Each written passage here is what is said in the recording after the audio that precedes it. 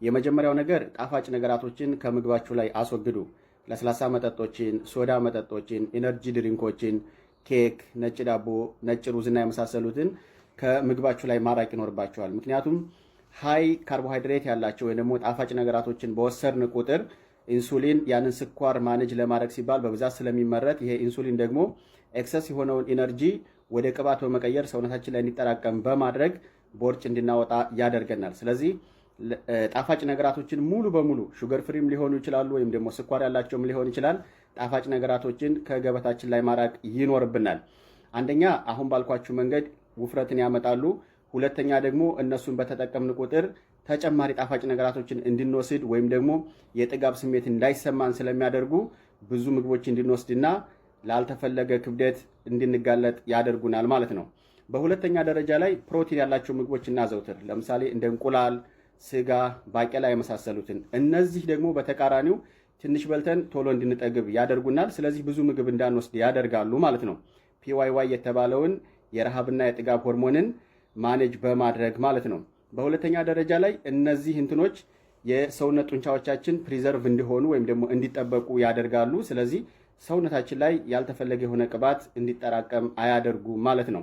ሌላኛው ፋይበር ያላቸውን ምግቦች ማዘውተር ይኖርብናል። ለምሳሌ እንዳጃ፣ ብራውን ሩዝ፣ ጥራጥሬ የመሳሰሉትን ነገራቶች አብዝተን እንመገብ። እነዚህም ትንሽ በልተን ቶሎ እንድንጠግብ ስለሚያደርጉ ብዙ ምግቦችን ስለማንወስድ ክብደታችንን ማነች ለማድረግ ወይ ደግሞ ቦርጫችንን ለማጥፋት ያገለግሉናል ማለት ነው።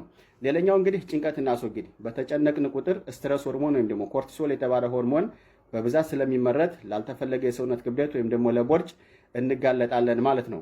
ሌላኛው በቂ የሆነ የተመጣጠነ የሆነ እንቅልፍ እናገኝ። ከ7 ሰዓት እስከ 9 ሰዓት ሲበዛም ሲያንስም ለቦርጭ ወይም ደግሞ ሰውነታችን ያልተፈለገ ክብደት እንዲጨምር ያደርጋል ማለት ነው። ስለዚህ እንቅልፋችንም በቂ እንቅልፍ ማግኘት ይኖርብናል ማለት ነው። ሌላኛው በቂ ውሃ እንጠጣ።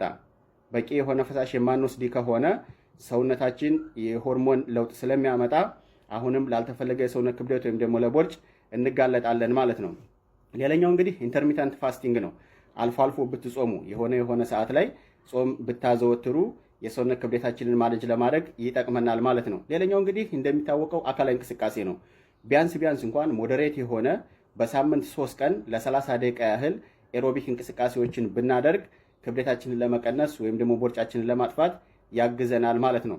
ሌላኛው እንግዲህ እንደተለመደው ያው ቅዳሜና እሁድ ከነገ ጀምሮ ማለት ነው። ነገ ቅዳሜና እሁድ ለየት ያለ የአልትራሳውንድ ኦፈር ስለወጣላችሁ እየመጣችሁ ተጠቀሙ። ለወር ይወጣል፣ ግን ቅዳሜና እሁድ ሁሉም መስካኖች በ99 ድርሃም እየተሰሩ ስለሆነ እንግዲህ አልትራሳውንድ ለተለያየ ነገር መነሳት የምትፈልጉ ወንድምናቶች ካላችሁ እየመጣችሁ ኦፈሩ ተጠቃሚ ሆኑ።